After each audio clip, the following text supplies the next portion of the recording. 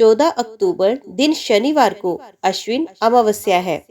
अश्विन मास की कृष्ण पक्ष की अमावस्या तिथि को अश्विन अमावस्या, पितृ पक्ष की अमावस्या, विसर्जनी अमावस्या, महाल्य अमावस्या और सर्वपित्र अमावस्या भी कहते हैं। ये तिथि शनिवार के दिन पड़ने के कारण इस तिथि को शनिश्चरी अमावस्या भी कहा जाएगा। इस तिथि के दिन श्राद्ध पक्ष का समापन होता है और पितृलोक से आए पितर वापस अपने लोक में लौट जाते हैं। इस दिन भूले बिसरे पितरों का श्राद्ध किया जाता है। अश्विन अमावस्या के अगले दिन से ही शारदीय नवरात्रि शुरू हो जाती है और अगले 9 दिन माँ दुर्गा की पूजा अर्चना की जाती है। तो आइए जानते हैं अश्विन अमावस्या का महत्व, शुभ योग और तिथि के बारे में। अश्विन अमावस्या के दिन अंतिम श्राद्ध की तिथि होती है। इस दिन ब्राह्मण भोज और पितरों के नाम से किए गए दान आदि से पितरों का आशीर्वाद प्राप्त होता है और पितृदोष से मुक्ति मिलती है। इस दिन उन पितरों का श्राद्ध किया जाता है जिनकी तिथियां भूल जाते हैं या फिर पूरे पितृपक्ष में उनका श्राद्ध रह गया हो। साथ ही इस शुभ दिन पर साल का दूसरा सूर्य ग्रहण लगने जा रहा है। अश्विन अमावस्या के दिन सभी पितरों का श्राद्ध किया जा सकता है, इसलिए इस तिथि को सर्वपितृ अमावस्या भी कहा जाएगा। पितृपक्ष में इस अमावस्या तिथि के आने से अश्विन अमावस्या का महत्व कई गुना बढ़ जाता है। इस दिन पितरों की आत्मा की शांति के लिए पवित्र नदियों में स्नान, दान, श्राद्ध, तर्पण आदि कार्य करने से पितर परिजनों को आशीर्वाद देते हैं और पितृ ऋण से भी मुक्ति मिलती है।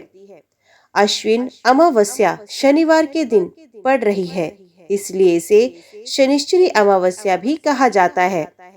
इस दिन पितरों का श्राद्ध को तर्पण करने के बाद शनि देव की पूजा अर्चना करने से शनि देव की कृपा प्राप्त होती है और शनि की महादशा के अशुभ प्रभाव में कमी आती है।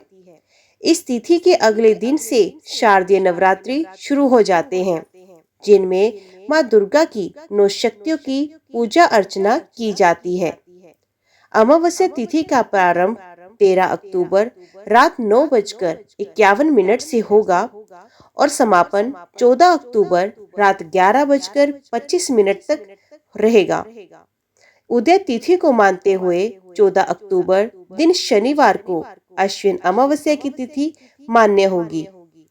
अश्विन अमावस्या के दिन पवित्र नदियों में स्नान का विशेष महत्व है। स्नान के बाद सूर्य देव को जल अर्पित करें और पितरों को तर्पण करें। इस दिन सायंकाल के समय दीपक जलाएं और मेन गेट पर पूरी, सब्जी व अन्य मिष्ठान रखें। ऐसा इसलिए किया जाता है कि पितर भूखे न जाएं और दीपक रोशनी उनको जाने का रास्ता दिखाए। अगर पूरे पितृपक्ष में पितरों का श्राद्ध नहीं किया है या तिथि याद नहीं है तो इस दिन श्राद्ध व तर्पण कर सकते हैं। साथ ही भूले बिसरे पितरों के नाम का भी श्राद्ध किया जाता है। पितृपक्ष की पौराणिक कथा के अनुसार जोगे तथा भोगे नाम के 2 भाई थे। दोनों अलग अलग रहते थे। जोगे धनी था तो भोगे निर्धन था। दोनों में परस्पर बड़ा प्रेम था। जोगे की पत्नी का धन का अभिमान था, किंतु भोगे की पत्नी बड़ी सरल हृदय की थी।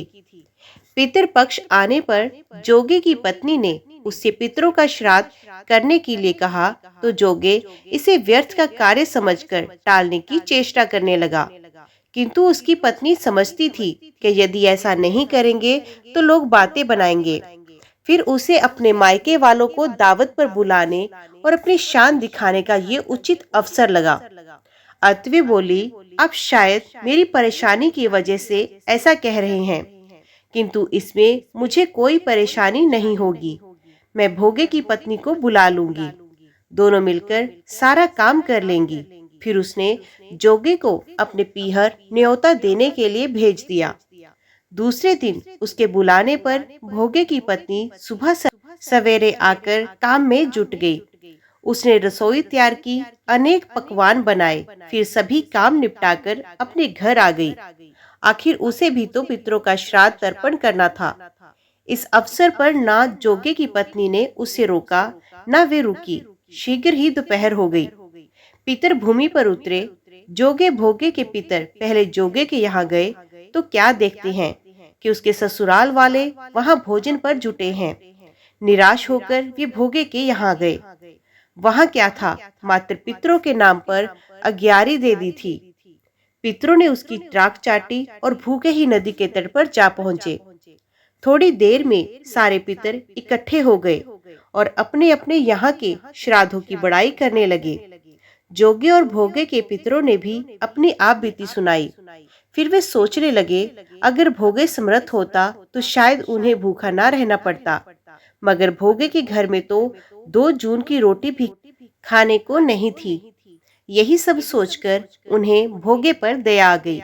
अचानक वे नाच नाच कर गाने लगे, भोगे के घर धन हो जाए, भोगे के घर धन हो जाए। सांझ होने को हुई। भोगे के बच्चों को कुछ भी खाने को नहीं मिला। उन्होंने माँ से कहा, भूख लगी है।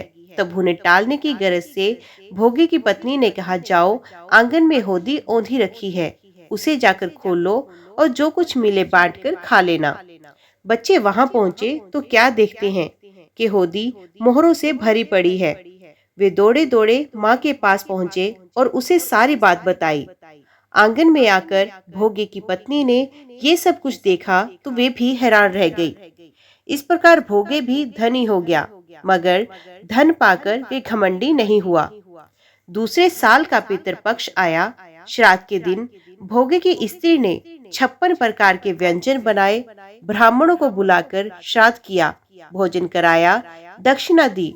जेठ जेठानी को सोने चांदी के बर्तनों में भोजन कराया। इससे पितर बड़े प्रसन्न तथा तृप्त हुए। तो दोस्तों, आज की वीडियो में इतना ही। उम्मीद करती हूँ वीडियो आपको पसंद आई होगी। वीडियो पसंद आई हो तो वीडियो को लाइक और चैनल को सब्सक्राइब जरूर कीजिएगा।